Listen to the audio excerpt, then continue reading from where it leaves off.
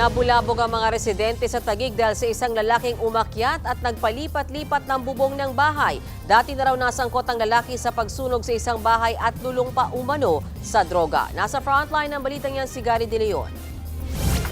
Pinalibutan ng mga rescuer ang lalaking yan sa bubong ng isang bahay sa barangay Pembo, Taguig kaninang umaga.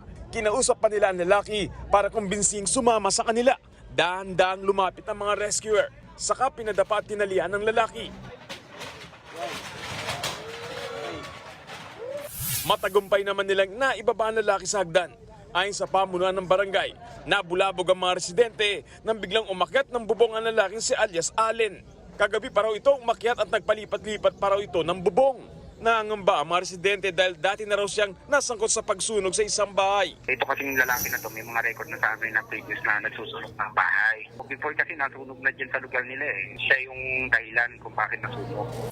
Kilala rin daw sa kanilang lugar ang lalaki na gumagamit ng illegal na droga.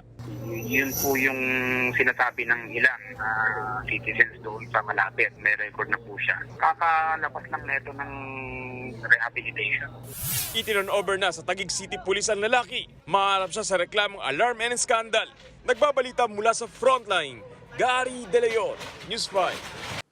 Mga kapatid, Mean Los Baños po, huwag magpahuli sa mga balita at impormasyong dapat ninyong malaman. Para sa mas malawak na balitaan at diskusyon, mag-follow at mag-subscribe na sa social media pages ng News 5.